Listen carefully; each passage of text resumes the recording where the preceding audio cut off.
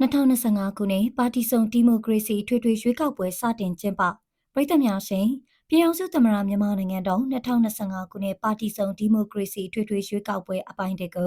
ဒီကနေ့ဒီဇင်ဘာလ28ရက်နေ့မနက်ပိုင်းအားစတင်ပြီးတနိုင်ငံလုံးတိုင်းတာနဲ့ကျင်းပပြုလုပ်နေပါတယ်ဒီကနေ့မနက်ပိုင်းမှာပဲနိုင်ငံတော်ရှာယီသမ္မတဗိုလ်ချုပ်မှုကြီးမင်းအောင်လှိုင်နဲ့နိုင်ငံရေးပါတီတီတီကကောင်ဆောင်တွေကိုယ်တိုင်မဲရုံတွေကိုတွားရောက်ပြီးဆန္ဒမဲပေးခဲ့ကြပါတယ်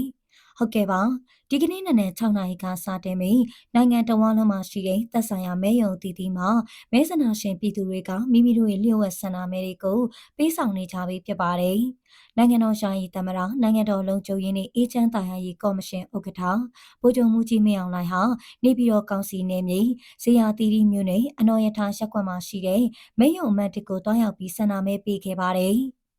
ဗိုလ်ချုပ်မှုကြီးနဲ့အတူစနီးဖြစ်သူပြည်ထောင်စုဆင်ပုဂ္ဂိုလ်များကာကွယ်ရေးဦးစီးချုပ်ရုံးမှအစင်းမြေရရှိကြီးတွေနဲ့မိသားစုဝင်တွေလည်းပါဝင်ဆန္ဒမဲပေးခဲ့ကြပါတယ်။မဲပေးပြီးချိန်မှာတော့ဗိုလ်ချုပ်မှုကြီးဟာမဲရုံမှာစောင့်ဆိုင်းနေတဲ့သတင်းမီဒီယာတွေရဲ့မေးမြန်းမှုတွေကိုပြန်လည်ဖြေကြားခဲ့ပြီးနေပြည်တော်တွင်းကတခြားမဲရုံတွေမှာပြည်သူတွေအေးချမ်းစွာမဲပေးနေမှုကိုလည်းလှည့်လည်ကြည့်ရှုအားပေးခဲ့ပါတယ်။တစ်ဖက်မှာလည်းရန်ကုန်မြို့ရဲ့မဲပေးမှုအခြေအနေတွေကိုကြည့်မယ်ဆိုရင်ရန်ကုန်တိုင်းမြို့သားလွှတ်တော်မဲဆန္ဒနဲ့အမှတ်နဲ့ကနေဝင်ရောက်ရှင်ပြိုင်မှုအမည်စင်းတင်သွင်းထားခဲ့တဲ့ပြည်သူ့ရှေ့ဆောင်ပါတီ PPP ဥက္ကဋ္ဌ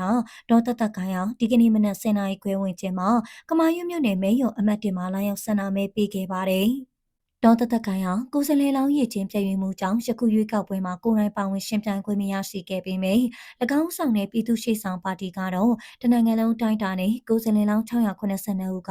ဝင်ရောက်ရှင်ပြိုင်မှုအမည်စင်းတင်သွင်းထားတဲ့ပါတီတစ်ခုဖြစ်ပါတယ်။ယခုကျင်းပနေတဲ့2025ခုနှစ်ရွေးကောက်ပွဲဟာနိုင်ငံတော်ရဲ့ရှေ့လုပ်ငန်းစဉ်9ရက်ထဲကနောက်ဆုံးအချက်ဖြစ်တဲ့ပြည်သူလူထုရဲ့စိတ်ဝင်စားမှုနဲ့အတူမဲရုံဒီမှာလာရောက်မဲပေးသူတွေရှိနေတာကိုတွေ့ရပါတယ်။